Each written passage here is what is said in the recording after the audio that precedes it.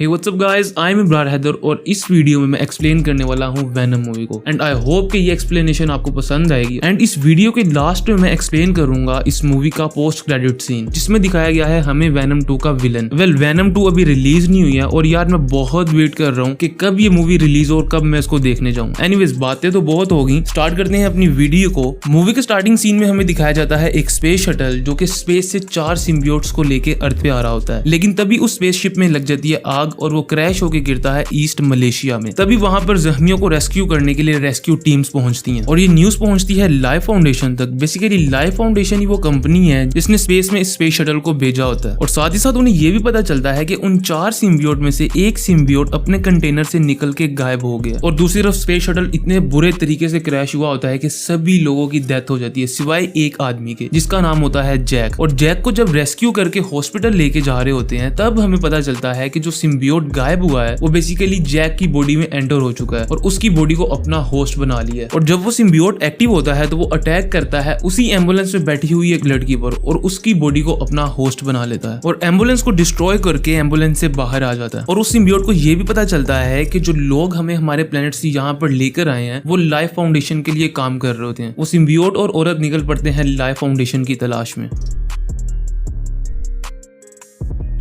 और अब मिलिए इस कहानी के मेन 2 कैरेक्टर्स एडी और एन से। एडी बेसिकली एक न्यूज रिपोर्टर होता है और एन इसकी फियांसी होती है जो कि बाय प्रोफेशन एक लॉयर होती है और लाइफ फाउंडेशन के लिए ही काम कर रही होती है। एज डेली रूटीन एन अपनी जॉब पर चली जाती है और एडी भी अपने ऑफिस पहुंचता है जहां पे उसका बॉस कहता है कि तुम्हें एक महान शख्सियत का इंटरव्यू लेना है और उसका नाम है Carlton Drake. Carlton Drake basically life foundation का ही सीईओ होता है और उसका बॉस उसे कहता है कि तुम उससे कोई भी फजूल सवाल नहीं करोगे, सिर्फ उससे उसकी इन्वेंशंस के बारे में पूछोगे, थैंक्स कहोगे, हैव अ गुड डे कह के आ जाओगे। एडी कहता है लेकिन वो बहुत कमीना इंसान है। उसका बॉस उसे कहता है कि वो एक बहुत अमीर इंसान भी है, अगर वो चाहे तो हमारी इस कंपनी को खरीद के यहाँ पे अपना गिराज बना सकता है। सो तुम खुद पर और मुझ पर एक एहसान करना कि उससे कोई भी फजूल सवाल नहीं करना। एडी उस इंटरव्यू के लिए एग्री हो जाता है। फिर सीन शिफ्ट होता है एक रेस्टोरेंट की तरफ जहाँ पे एडी और एन के दरमियान बातें हो रही होती है। एन भी एडी को कहती है कि तुम कोई भी गलती ना करना क्योंकि एन लाइफ फाउंडेशन के लिए ही काम कर रही होती है। एडी उसकी बात को टालता है और उससे फ्लर्ट करने लगता है और फिर वो घर आते हैं। रात को जब एडी उठता है पानी पीने के लिए तो वो देखता है कि एन के लैपटॉप पे एक मेल आया है और जब वो उस मेल को ओपन करता है तो उस मेल में लिखा होता है कि लाइफ फाउंडेशन अपने एक्सपेरिमेंट्स के थ्रू बेगुनाह लोगों की जानें ले रही है। एडी के पास अभी एक अच्छा मौका होता है ड्रेक से इस बारे में सवाल करने का। अगली सुबह दिखाया जाता है कार्ल्टन ड्रेक को जो कि इस मूवी का विलन है। वो अपनी लेबोरेटरी में आए हुए कुछ बच्चों को अपनी इन्वेंशंस के बारे में बता रहा होता है तो उसको बताया जाता है कि उसके इंटरव्यू का टाइम हो गया है। एडी कार्ल्टन ड्रेक का इंटरव्यू लेना स्टार्ट करता है और उससे उसकी इन्वेंशंस के बारे में सवाल करता है। ड्रेक एडी को अपनी इन्वेंशंस के बारे में बताता है और कहता है कि फार्मास्यूटिकल इंडस्ट्रीज जमीन और समंदर पे काम कर रहे हैं लेकिन एक हम ही हैं जो कि स्पेस पे काम कर रहे हैं और मेरा ये मानना है कि स्पेस एक्सप्लोरेशन हम ह्यूमंस के लिए बहुत फायदेमंद साबित हो सकती है। एडी कुछ टाइम बाद अपने लहजे और सवालों को बदलने लगता है और ड्रेक को कहता है कि तुम पर इल्जाम है कि तुम्हारे एक्सपेरिमेंट्स इतने खतरनाक होते हैं कि उससे बेगुनाह लोगों की जानें तक चली जाती हैं। ड्रेक उसे कहता है कि ऐसी झूठी अफवाहें इंटरनेट पे बहुत सारी हैं और ड्रेक को ये बात बिल्कुल पसंद नहीं आती। वो इंटरव्यू को बंद करने का इशारा करता है और एडी को वहां से जाने का कहता है। एडी जाते हुए कहता है कि ये लाइफ फाउंडेशन नहीं, ये डेड फाउंडेशन है और बात अभी खत्म नहीं हुई। ड्रेक कहता है लेकिन तुम हो चुके हो मिस्टर ब्रॉक। एडी कहता है तुम मुझे धमकी दे रहे हो। ड्रेक उसे हाथ उठा के बाय कहता है और कहता है have a good life. Eddie interview के बाद पहुंचता है अपने ऑफिस। उसका बॉस एडी से बहुत खफा होता है क्योंकि उसने एडी को मना किया होता है कि वो ड्रेक से कोई भी उल्टा सीधा सवाल नहीं करेगा और उसका बॉस कहता है कि तुम्हारे पास क्या सबूत है कार्ल्टन के खिलाफ। एडी कहता है मेरे पास कोई सबूत नहीं है लेकिन मुझे उस पे शक है। उसका बॉस कहता है हम शक की बिना पर नहीं, हम सबूतों की बिना पर काम करते हैं और हम तुम पे अब और भरोसा नहीं कर सकते इसलिए तुम्हें नौकरी से निकाला जाता है। जॉब से निकलने के बाद एडी आता है एन के पास और वो देखता है कि एन को भी उसकी वजह से उसकी जॉब से निकाल दिया गया होता है और एन बहुत गुस्से में होती है। वो एडी को कहती है कि तुम एक मतलबी इंसान हो और तुमने मेरा इस्तेमाल किया है। वो उसे उसकी एंगेजमेंट रिंग वापस करती है और ब्रेकअप करके वहां से चली जाती है। और दूसरी तरफ लेबोरेटरी में वो 3 सिम्बियोट्स के सैंपल्स पहुंच चुके होते हैं और वो जानवरों पर अपने एक्सपेरिमेंट स्टार्ट कर देते हैं। वो जानवरों को और सिम्बियोट्स को मिलाकर एक नई क्रिएशन बनाना चाहते हैं। स्टार्टिंग में तो बज़ाहिर सब कुछ ठीक नजर आ रहा होता है लेकिन कुछ टाइम बाद वो एक्सपेरिमेंट फेल होने लगता है और उन साइंटिस्ट को पता चलता है कि अगर सिम्बियोट और होस्ट के सेल्स अगर आपस में मैच ना हो तो सिम्बियोट होस्ट के ऑर्गन्स खा के उसकी बॉडी से बाहर आ जाता है। और फिर दिखाया जाता है एडी को जिसकी जॉब उससे छीन ली गई है, उसका ब्रेकअप हो गया है और वो सैड एक बियर बार में बैठा बियर पी रहा होता है और तभी उसकी नजर पड़ती है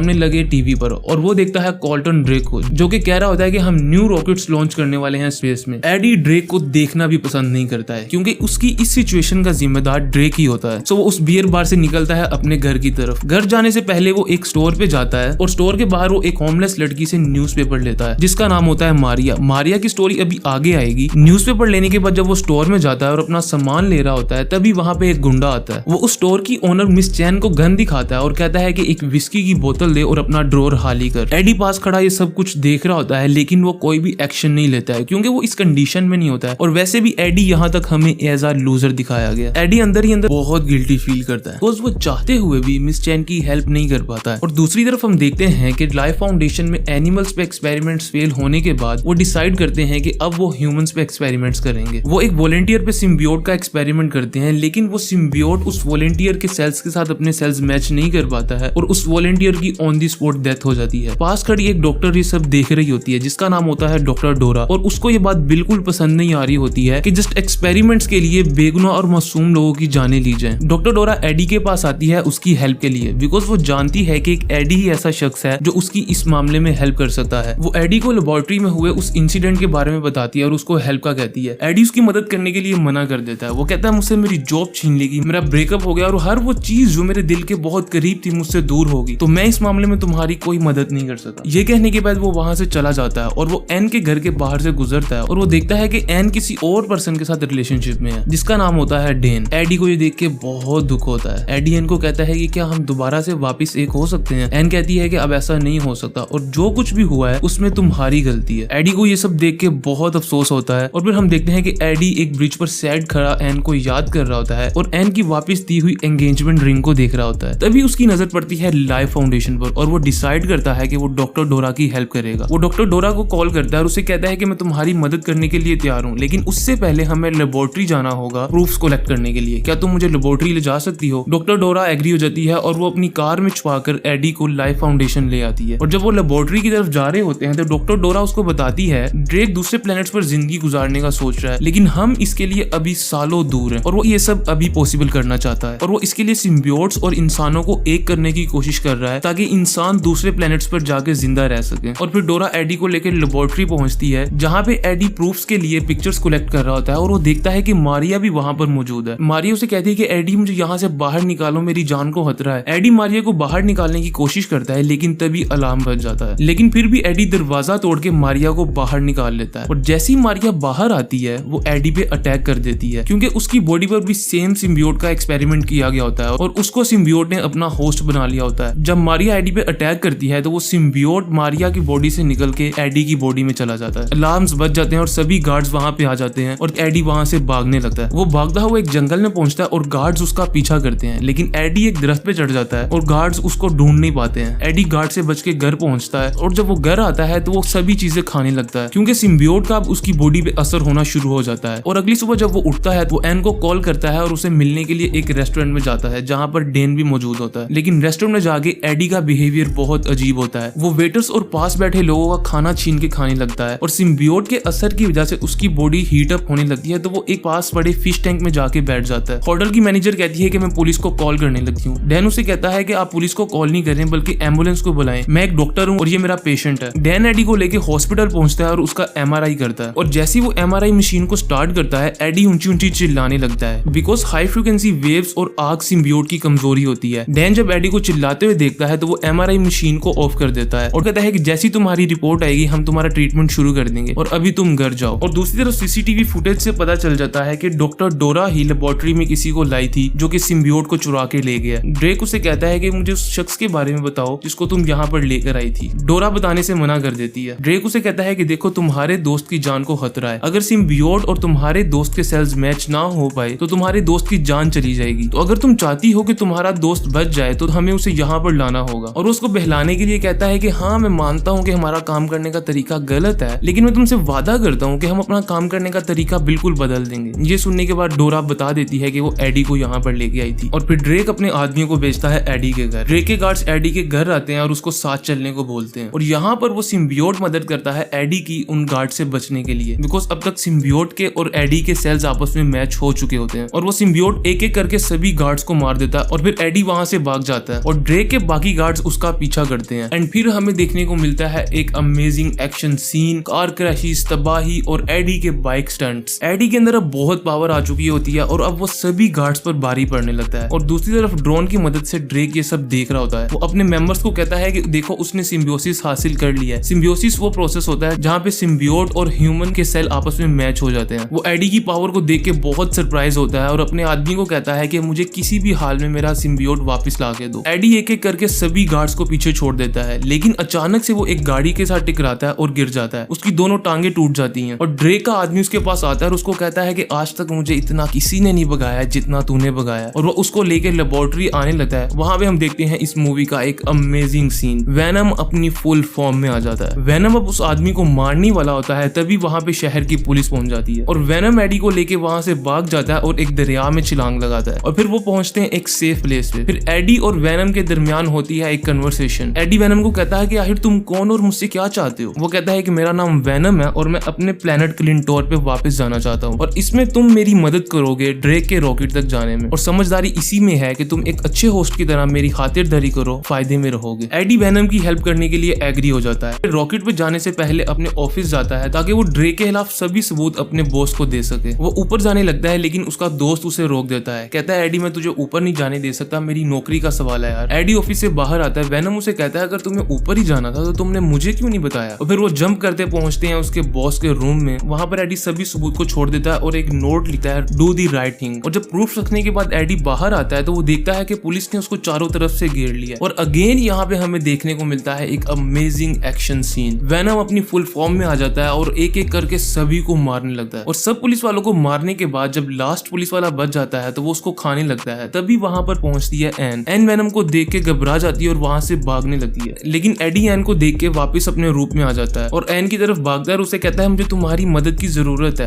तभी हम देखते हैं कि ड्रेक लेबोरेटरी में अकेला होता है और वो एक बच्ची को देखता है जो उसकी तरफ आ रही होती है। वो उस बच्ची को कहता है तुम यहाँ पर कैसे आई, क्या तुम खो गई हो। बट उस बच्ची के अंदर वो सिम्बियोट होता है जो कि मूवी के स्टार्टिंग में कंटेनर से निकल गया था। वो बच्ची ड्रेक के पास आती है और सिम्बियोट उस बच्ची की बॉडी से ड्रेक की बॉडी में चला जाता है। एन एडी की हालत देख के उसको हॉस्पिटल लेकर आती है जहाँ पर के डॉक्टर डैन भी मौजूद होता है। डैन एडी को कहता है कि हमें तुम्हारा एक और MRI करना पड़ेगा क्योंकि तुम्हारे हार्ट की कंडीशन बहुत खराब होती जा रही है। लेकिन वेनम उसे MRI करने नहीं देता और उस पर हमला कर देता है। वेनम को डैन पर हमला करते हुए देखकर एन स्कैनर मशीन को ऑन कर देती है और उसकी फ्रीक्वेंसी इतनी हाई होती है कि वेनम एडी की बॉडी से बाहर आ जाता है। जब वेनम एडी की बॉडी से बाहर आता है तो एडी उस पर गुस्सा करता है कि तुम मुझे ही अंदर अंदर से खा रहे थे, हमारी डील हुई थी एक साथ रहने की। और वो गुस्से से वहां से बाहर आ जाता है, लेकिन तभी वहां पर ड्रेक के आदमी पहुंच जाते हैं और इस बार वो एडी को पकड़ने में कामयाब हो जाते हैं। वो एडी को लेकर लेबोरेटरी पहुंचते हैं जहां पर ड्रेक उससे पूछता है कि मेरा सिम्बियोट कहां पर है। एडी कहता है कि मुझे नहीं पता तेरा सिम्बियोट कहां पर है और अगर मुझे पता भी होता तो मैं तुझे ना बताता। ड्रेक उसे गुस्से से बोलता है कि मुझे मेरा सिम्बियोट वापस चाहिए। एडी कहता है कि मुझे नहीं पता कि तेरा सिम्बियोट कहां पर है। इसी बात पे ड्रेक को गुस्सा आ जाता है और वो गुस्से में उस सिम्बियोट की शक्ल में आ जाता है जो कि उसकी बॉडी में गया होता है और उस सिम्बियोट का नाम होता है राइट। वो एडी को कहता है कि अब तू मेरे किसी काम का नहीं रहा और अपने आदमियों को कहता है कि इसको दूर ले जाके मार दो। ड्रेक के आदमी एडी को लेकर एक जंगल में पहुंचते हैं। वो उसको मारने वाले होते हैं, तभी हम देखते हैं कि वहां पे वेनम पहुंच जाता है और उन सभी आदमियों को मार देता है। और इस बार एन हेल्प करती है वेनम की एडी की जान बचाने के लिए। और वेनम भी अब एक अच्छा सिम्बियोट बन चुका होता है क्योंकि जैसी पर्सनैलिटी होस्ट की होती है वैसी ही पर्सनैलिटी सिम्बियोट की बन जाती है। वेनम उसे कहता है कि हमें राइट को किसी भी तरीके से रोकना होगा। अगर वो हमारे प्लेनेट पे गया तो वो हम जैसे करोड़ों को यहाँ पर लेकर आएगा और वो तुम्हारे प्लेनेट पर मौजूद सभी इंसानों को खा जाएंगे। एडी वेनम को कहता है लेकिन तुम उसको रोकना क्यों चाहते हो, ये तो तुम लोगों के लिए अच्छा है। वेनम कहता है कि अब मैं पहले जैसा नहीं रहा, मुझे तुम्हारे प्लेनेट पे अब अच्छा लगने लगा है। मैं भी तुम्हारी तरह अपने प्लेनेट पे एक लूजर हूँ, लेकिन यहाँ पर मैं बॉस हूँ और वैसे भी तुम भी एक अच्छे इंसान हो दोस्त। दूसरी तरफ हम देखते हैं लाइफ फाउंडेशन में जहाँ पे ड्रेक रॉकेट को लॉन्च करने का कहता है। साइंटिस्ट उसे कहते हैं कि आप अकेले रॉकेट को नहीं चला सकते। ड्रेक कहता है कि मैं अकेला नहीं हूँ। ये सुन के पीछे बैठे एक डॉक्टर को उस पर शक होता है और वो रॉकेट लॉन्च को रोकने की कोशिश करता है, लेकिन ड्रेक को इस बात का पता चल जाता है और वो राइट की फॉर्म में आ जाता है और उस डॉक्टर को मार देता है। ये देख के वहाँ के सभी मेंबर्स भागने लगते हैं, लेकिन राइट अपने वेपन्स को निकालता है और वहाँ पे मौजूद सभी मेंबर्स को मार देता है और फिर बढ़ता है वो रॉकेट की तरफ। इतनी देर में एडी और वेनम भी वहाँ पर पहुंच जाते हैं। वेनम एडी को बताता है कि ये राइट है हमारा चीफ कमांडर और इसको हराना बहुत मुश्किल है। और फिर वेनम आता है राइट के सामने। राइट वेनम को कहता है कि वेनम रॉकेट में जा। वेनम कहता है कि मैं तुम्हें इस दुनिया को बर्बाद करने नहीं दूंगा। और फिर होती है इस मूवी की लास्ट और सबसे अमेजिंग फाइट। शुरू में वेनम राइट पे भारी पड़ने लगता है। राइट उसे कहता है कि तेरा होस्ट ताकतवर है लेकिन मुझसे ज्यादा नहीं। और इतनी देर में वहां पर एन भी पहुंच जाती है और वो लेबोरेटरी से ये सारा सीन देख रही होती है। राइट जैसा कि बहुत ताकतवर होता है वो वेनम पे तो पहले बहुत हावी होता है और फिर वेनम और एडी को अपने अंदर एब्जॉर्ब कर लेता है और रॉकेट की तरफ बढ़ता है। लेकिन तभी एन वहां पर हाई फ्रीक्वेंसी साउंड्स को ऑन कर देती है जिसको कि वो दोनों सिम्बियोट्स बर्दाश्त नहीं कर पाते हैं और अपने होस्ट से बाहर आ जाते हैं। और फिर एडी और ड्रेक के बीच में लड़ाई होती है लेकिन ड्रेक अपने सिम्बियोट को वापस हासिल कर लेता है और वो एडी को ब्लेड मार के इंजर्ड कर देता है और खुद जाके रॉकेट में बैठ जाता है। एडी बिल्कुल मरने ही वाला होता है कि तभी वहां पर वेनम आ जाता है और उसको बचाता है। और इस बार वेनम अपनी पूरी ताकत में आता है और रॉकेट का फ्यूल टैंक उसी ब्लेड की हेल्प से काट देता है। फ्यूल और आग की वजह से वहां पे होता है एक बहुत ही बड़ा ब्लास्ट और ड्रेक और राइट दोनों की मौत हो जाती है। और इस तरह से वेनम और एडी इस दुनिया को तबाह होने से बचा लेते हैं। और फिर इस मूवी के एंडिंग सीन में हम देखते हैं कि एन और एडी बैठे हुए बातें कर रहे होते हैं। एन एडी को कहती है कि मुझे वेनम का बहुत अफसोस है। उसको ये लगता है कि वेनम भी उसी ब्लास्ट में मर गया है। और वो फिर एडी को कहती है कि तुम डैन को हमारे बारे में कुछ नहीं बताओगे। वेनम एडी के अंदर से बोलता है, कहता है कि इसको तो पता ही नहीं है कि हम इसको वापस हासिल कर लेंगे। एन को एडी पर शक होता है। वो कहती है क्या तुम मुझसे कुछ छुपा रहे हो? एडी कहता है नहीं मैं तुमसे क्यों कुछ छुपाऊंगा। और वो वहां से बहाना करके चला जाता है और उसी स्टोर की तरफ बढ़ता है जिस स्टोर से वो अपना सामान लिया करता था। और वो वेनम को कहता है कि अगर हमें साथ रहना है तो हमें कुछ रूल्स बनाने होंगे। तुम हर एक को यूं ही नहीं खाओगे, तुम सिर्फ बुरे इंसानों को खाओगे और वो भी कभी कभार। और इस तरह उन दोनों के दरमियान डील होती है और वो उसी स्टोर में पहुंचते हैं। लेकिन अगेन वहां पर वही गुंडा आ जाता है और मिस चैन को गन दिखाता है और कहता है विस्की की बोतल दे और अपना डोर खाली कर। लेकिन इस बार एडी खामोश नहीं रहता है। वेनम उस गुंडे के पास आता है, उसको धमकाता है और उसे खा जाता है। ये देखकर मिस चैन डर जाती है और कहती है एडी ये सब क्या है? एडी कहता है कुछ नहीं, बस मेरे अंदर एक कीड़ा है। वेनम उसे कहता है मुझे कीड़ा बुलाता है? एडी कहता है अरे प्यार से बुलाया यार। वेनम कहता है सॉरी बोल। एडी कहता है मैं नहीं बोलूंगा। वेनम उसे गुस्से से कहता है सॉरी बोल। एडी कहता है अच्छा बाबा आई एम सो सॉरी। और इस तरीके से होती है इस मूवी की हैप्पी एंडिंग। और अब बात करते हैं इस मूवी के पोस्ट क्रेडिट सीन की। इस मूवी के पोस्ट क्रेडिट सीन में हमें दिखाई जाती है एक जेल जहाँ पे होता है एक कैदी और एडी उसका इंटरव्यू लेने के लिए जाता है। लेकिन वो एडी के पहुंचने से पहले दीवार पे वेलकम एडी लिख रहा होता है और उस कैदी ने कई सालों से किसी से भी बात नहीं की होती। वो सिर्फ और सिर्फ एडी से बात करता है और एडी को कहता है कि मैं यहाँ से निकलूंगा और मैं करूंगा कत्ले आम जिसे कहते हैं कार्नेज। और कार्नेज हमें एज अ विलन दिखाया जाएगा वेनम 2 में। और वेनम 2 बहुत ही तबाही की मूवी होने वाली है यार। एंड आई होप के यार आपको ये एक्सप्लेनेशन अच्छी लगी होगी। अगर अच्छी लगी है तो वीडियो को लाइक और मेरे चैनल को सब्सक्राइब करें क्योंकि ये मेरे चैनल की फर्स्ट वीडियो है यार। और अपनी फेवरेट मूवी मुझे कमेंट में जरूर बताएं, मैं उस पर भी एक पर्टिकुलर वीडियो जरूर बनाऊंगा। सो गाइस मिलते हैं फिर नेक्स्ट वीडियो में, तब तक के लिए अल्लाह हाफिज।